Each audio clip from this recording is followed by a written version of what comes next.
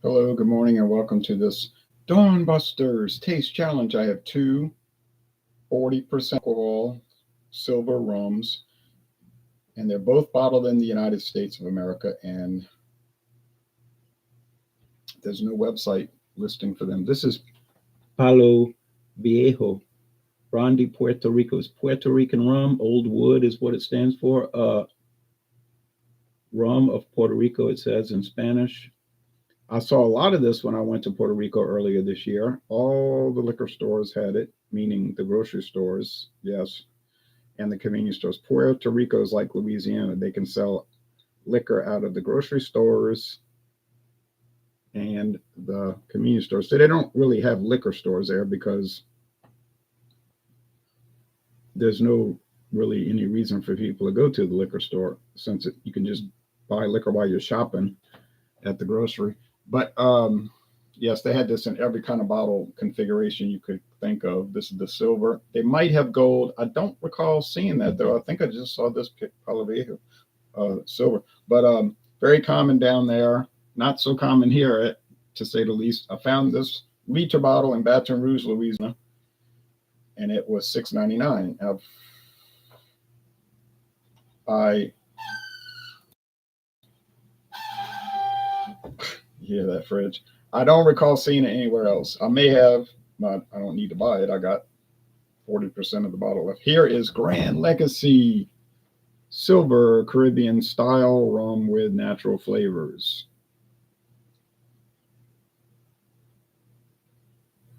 So I think this is what they call a distilled spirit specialty because it has that distinguishing name or unique name, Gran Legacy Silver. They don't call it Gran Legacy Rum. The rum listing is in the description of the product. Silver Caribbean style rum, very small with natural flavors. Just like yesterday, somebody wanted me to find him a low price vodka that he could buy for his girlfriend because she likes to make these cocktails in the evening. So the lowest they had was $11.99 for a handle like this, and it was Crown Russ, which is a very popular brand. But if you read it now, Crown Russ has a new label, and it says Crown Russ Premium Vodka with natural flavors. And he wasn't sure if she would go for that. I don't know how particular she is. So I said, well, they've got Dobra, which is just Dobra vodka, and that was turned out to be $1 more, $12.99. So I guess that's the one he bought. But the last few years, you started seeing a lot more of these things, like whether it's American blended whiskey or rum or brandy or definitely vodka and tequila. It'll always have like a name for the title, and then below will be a description. And I don't know what the whole reasoning is for adding the natural flavoring, but I would assume they think it makes it taste better, right? So I guess it was around 10 years ago those things started showing up, and now they're just ubiquitous. They're everywhere. But there's no special section in these stores for distilled spirit specialty. They just be on the shelf with the regular stuff. And from what I was reading, they're not allowed to have an age statement. Don't know why. But they have to have a description telling what it is. So that's required.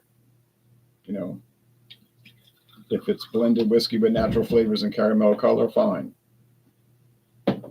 That's required. Age statement is not allowed for some unknown reason. And they don't list the blend ratio. Like if it's an American blended whiskey, usually they're like 80-20 blend ratio.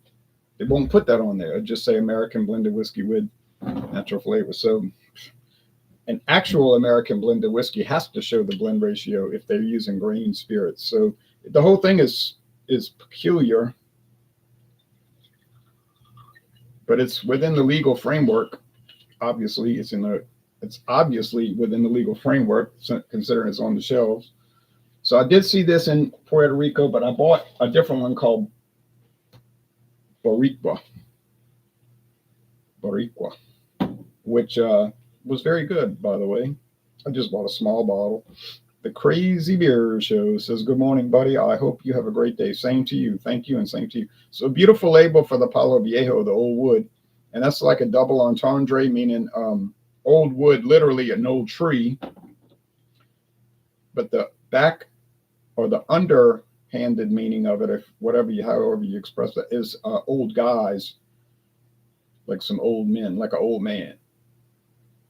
They say they sitting around playing dominoes in the evening, outside, and they drinking this stuff. That's what Puerto Rican people have told me, that that's who you normally see drinking it, like old guys sipping on it. And I did see a lot of people in San Juan sitting around in the evening talking and whatnot.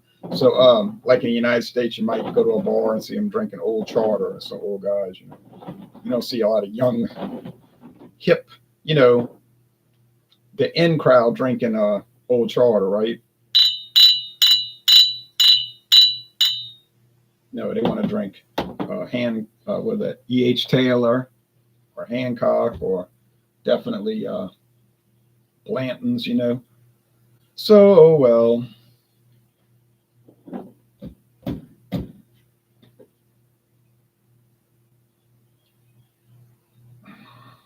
I can turn the lamps on. You can see the daylight's arrived, or is arriving at this very moment. Therefore, the Buster's name. Gran Legacy has, like I said last night, Gran Legacy has been giving me trouble, which is a good thing.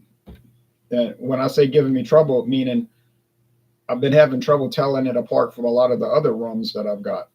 And that's a good sign, because that means it's delivering, it's tasting above its expectations. Yes, it has exceeded expectations. When I bought $10.99 for this, $10.99, wasn't expecting much, certainly not. And I was thinking perhaps it would lose every challenge. This is the thought. When I tried it on its own in a solo review recorded, it did taste pretty good, I had to admit. So then I was thinking, might do better than I had expected, and it has. Now, can I tell it apart from Palo Viejo? I don't know. About to find out. Now, you could say, well, Palo Viejo is not any kind of premier brand of rum. I know that. It's a obscurity in the United States. Okay. Like Munson Shaw, bottler. No one knows that. I don't either. Barcelo Marques Company. I know nothing about that. I do believe it's actually under the Suntory Global Spirits umbrella, but you never know that looking at their website. But it's just a mainline rum in Puerto Rico, let's call it that. Just a regular old common thing, like Seagram 7 here. Nobody's going to brag that they bought a bottle of Seagram 7 Crown. Oh, look at it. But a lot of people drink it. And I went to a bar last year, and I was standing at the bar waiting for my food, actually. I wasn't drinking. But I asked the guy who was setting up his bar, for the day. They were already open. I said, do a lot of people buy that secret? No, how did I say it? I pointed to the Seagram 7 Crown. I said, does anybody buy that stuff? He said, oh, they order that all the time, man. They always ordering it. So here's a bartender. He obviously would know what people order since he's working the bar. So, yeah. This smells standard, just standard rum. I'm not getting a lot of sugarcane stalks or anything, but just standard clear rum. If you know that it's got that fermented whatever smell, kind of, you know it. If you know it, if you have experience, you know that aroma. How do they make rum? Well, they basically taking molasses, a byproduct of sugarcane, but it can come direct from sugarcane juice, and they're making like a wine with it. Sugarcane wine. I guess you could drink that. I wouldn't know. And then they're distilling it into rum. Just like whiskey, they're taking grain and they're making a beer, basically. They call it distiller's beer, though. And then because there's no hops in it.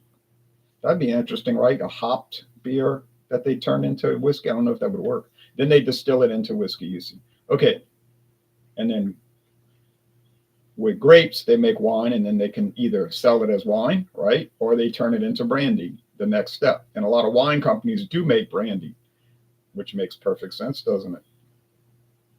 And you notice a lot of beer companies these days have started making vodka and whiskey. You already got the grain, you got the beer base, buy the equipment for distillery, go that far. But a lot of them don't really do that. They just they actually source it from like Midwest Grain Products, MGP.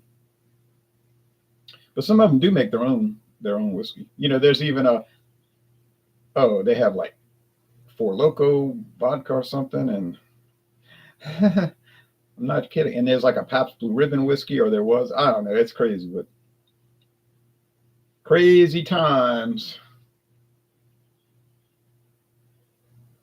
I think Miller Coors, Molson Coors has started doing some liquor production. Yeah. Well, or sourcing at least. Uh-huh. Rogue does it, right? The beer company up there in Oregon. Aroma, even. Appearance, even, because they're clear. Aroma, even. No winner, no loser. The price point, well, I told you I paid $6.99 for the Palo Viejo for a liter.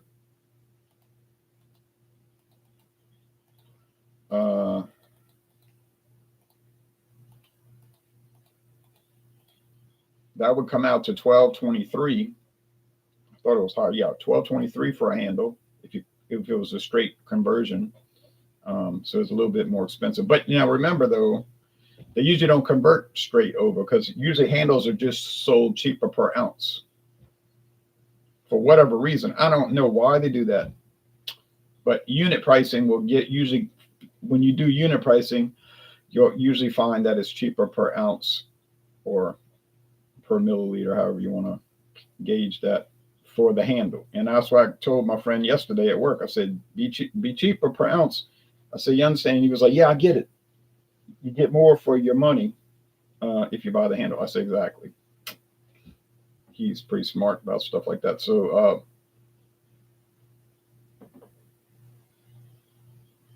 other people are totally baffled by that. You know, they go shopping, they can't understand. You know, they see a thing, oh, that's $2, and the other one's $9. So they say, well, just, you know, $2 is less than $9, so I'm saving $7. But they don't realize. And usually it's stuff that they're going to always be using, you know, like some kind of like browning sauce. Say, do you use that browning sauce? And it'd be like, not understanding you could buy the big jug bottle. It doesn't even say you have to refrigerate it. It says nothing about refrigerate after opening. It doesn't have like a short expiration date. And as much as they use this browning sauce, it's like, why don't you just put it in the pantry and use it as needed, and you'll save an incredible amount of money. But you can't. There's no like understanding of it.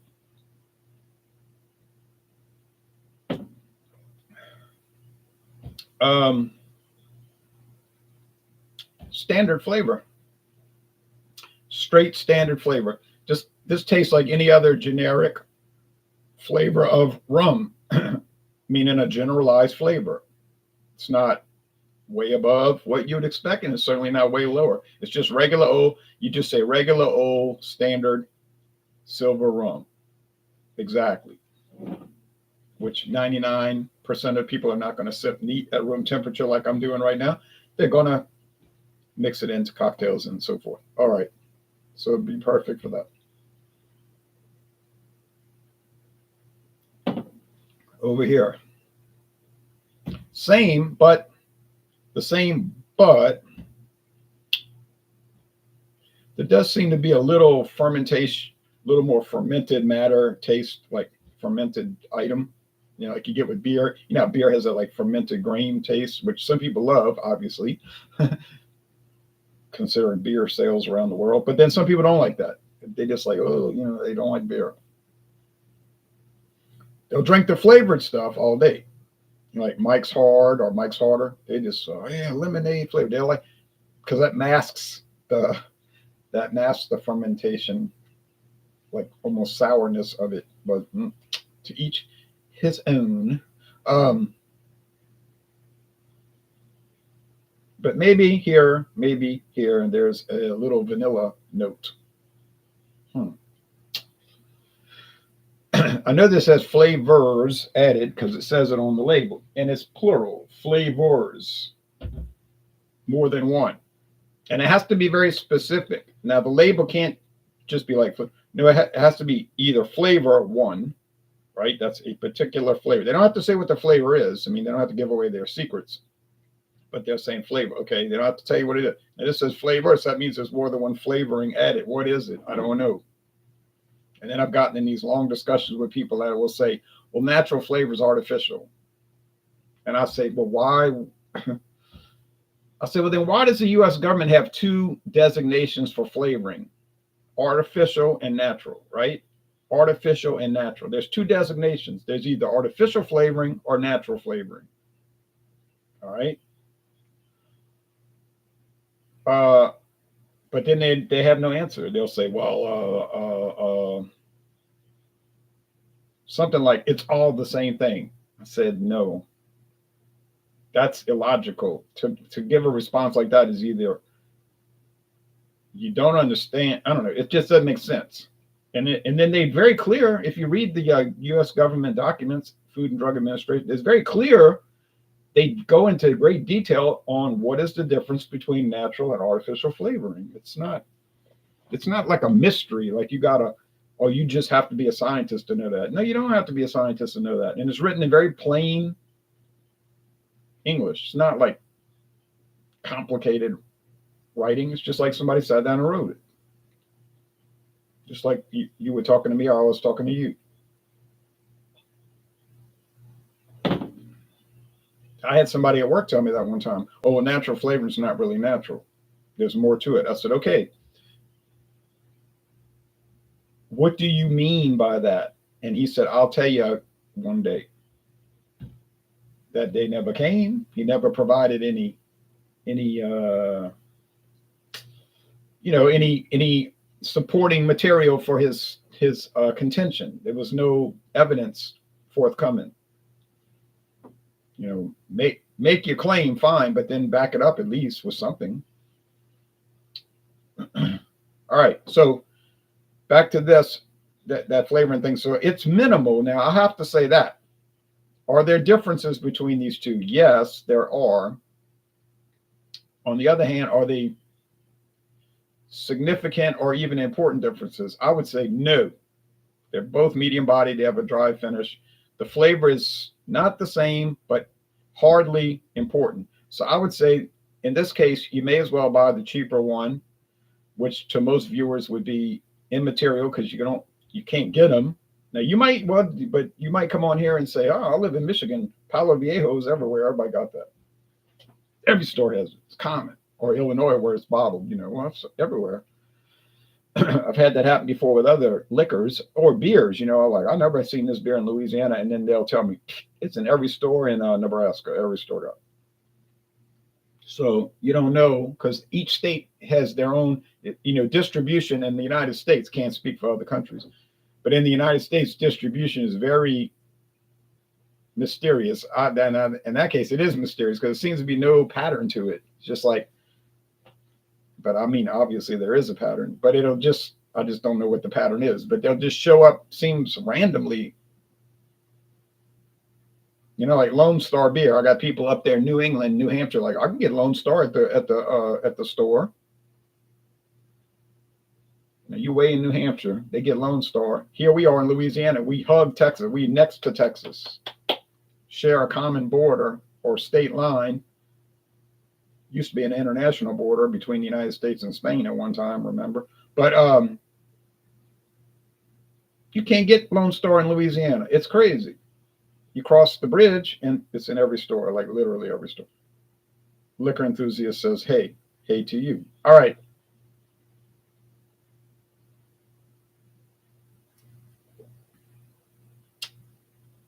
There is an underlying sweetness.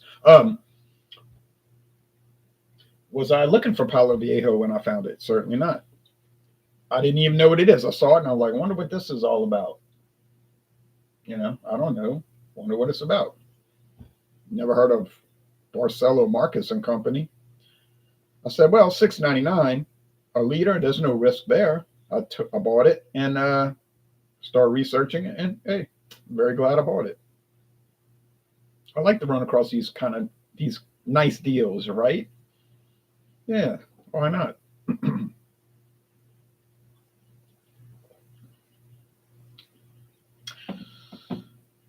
I'm gonna say that this slightly, and I mean we want to emphasize the word slight, this slightly fuller flavor, not fuller bodied by any means at all. They're the same body, same mouthfeel, same finish. I mean, that's across the board even. But a slightly fuller flavor is inclining me to believe that it's the Palo Viejo, which I might prefer a little bit. But I wouldn't pay much more for it if I would pay anything more for it, you see.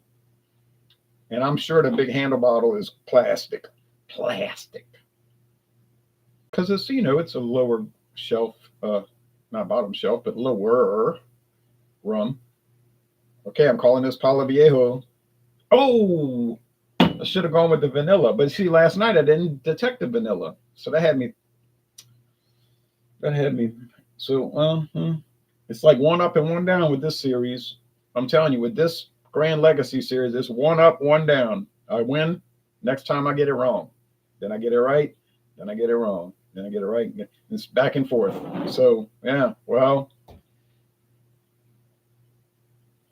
once again, a strong argument for the Gran Legacy because it should not, by appearances, considering what it is, private label store brand, now a convenience store brand, it should lose every time. It's just our thinking. We think that way. It should lose every time, but it's not. So we think right. You say, well, that's for any food. Like, but we don't know. Like you say, well, I got some great value rice. It's gonna obviously be inferior to like superior rice. Or I'm sorry, it's called Supreme rice from Louisiana. Supreme. Louisiana Supreme is like a kind of big brand around here, made out in Louisiana rice fields. You say, well, that's going to obviously be better than Great Value, Walmart brand. Look, for all we know, Great Value might be made by Supreme Rice. Walmart does not have their own rice fields, and they don't have their own rice mill or bagging plant or whatever. You know as well as I do, Walmart's rice coming from some major company, probably Mahatma and Water made, right? So it's like the Great Value Vienna sausage. I said, this tastes so common, meaning it's so much like every other Vienna sausage. It's not better, but it's definitely not worse. So I started looking at the establishment code, and I found out it's produced at Armour meatpacking plant, slaughterhouse. You hate to say that word, but that's what they do there in Fort Madison, Iowa. I said, no wonder Great Value Vienna sausage tastes exactly like Armour Vienna sausage. It's made at the same place. And you say, it's a unique recipe. Oh, give me a break. Come on. You think they're really doing that? They're just saying, stop. Now we're going to do the Walmart labels, Great Value, and they change the machine. But you can save a lot of money getting the Walmart. It's much cheaper. Assuming you want to buy Vienna sausage. Now it's hurricane sausage. It's hurricane season in Louisiana. And hurricane season in Louisiana means people are going to buy lots of bottled water, lots of Vienna sausage, and lots of crackers. Because when hurricanes come, knocks out the electricity, people just be eating Vienna sausage and crackers and drinking bottled water. And I think they want to eat it all the time, but they'll be like, I got high blood pressure. My doctor says I can't eat this. But if it's a hurricane, they say, well, that's an emergency. It's an emergency. So you can do it if it's an emergency, so then to be eating it, because they want to eat it all the time. But it is very salty. I mean, if you need salt, there's your avenue. Okay, well, sorry I got it wrong, but This thing will work your nerves if you let it. But so what's coming up the next go round tomorrow, Wednesday? Well, tomorrow night at 7 Eastern, we have Joker's Wild Wednesday, first Wednesday of the month. Anything you want to bring, beer, wine, liquor, doesn't really matter. It's up to you. Some people want to bring liquor. Usually they bring beer, you know, it's like traditional thing to do, but they're not required. You could bring wine. It's fine. Now it's Sunday morning at 9:30. We're going to do porter and stout porter Sunday. That's any porter or stout porter. I have one lined up. So it has to be that, you see. Could be a non-alcoholic version, which I'm sure is a grim experience. But because those things usually taste so whack. I know people convince themselves, oh, it's just as good. Well, it's not, but yeah. And oh yeah, and Friday, this coming Friday at 5:30 Central, 6:30 Eastern, we're doing Fandango Friday. Any liquor or liqueur. Any liquor, like what I'm doing right now, or liqueur, like a Bacardi chili mango flavored rum. I have some in the fridge. Chili mango rum. Well, I like chili peppers because since I'm addicted to them, you say you're an addict. Well, if I am addicted, it would be to coffee or to like chili peppers. You know, like I always want to have hot peppers in my food. Like I could never grow weary of putting jalapenos and all in my eggs and everything. I'll admit to that. And coffee, if I don't drink coffee, I feel sick. Like you say, that's withdrawals, whatever. Well, whatever it is, I don't feel right if I don't drink it. If I skip beer, I don't think it would bother me, you know. I like it, of course, drinking it. It makes me feel better, really. I think it's healthy. My grandfather was a surgeon for over 40 years, and he said beer was good to drink. He didn't say excessively. He said it was good for your digestive urinary tract.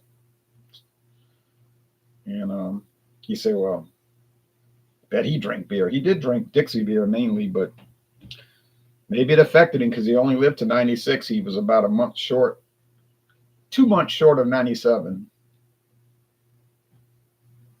He might have made it to 99 if you hadn't drunk the beer. I'm just kidding. But yeah, that is the story on it.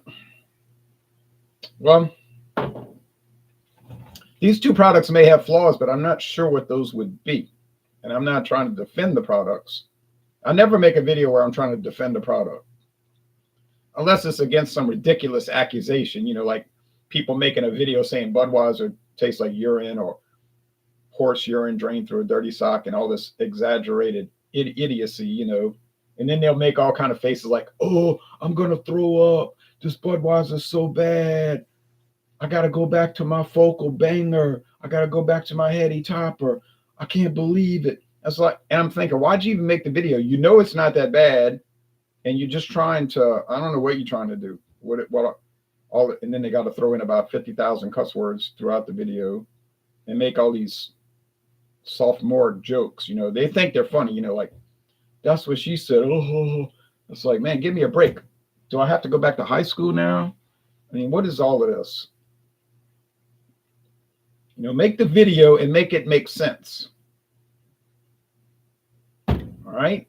If you say Budweiser is kind of bland or regular, fine. It is a little bit bland, although I wouldn't say very bland. And it is a regular product, fine. But to get on there and talk about how horrible it is a joke.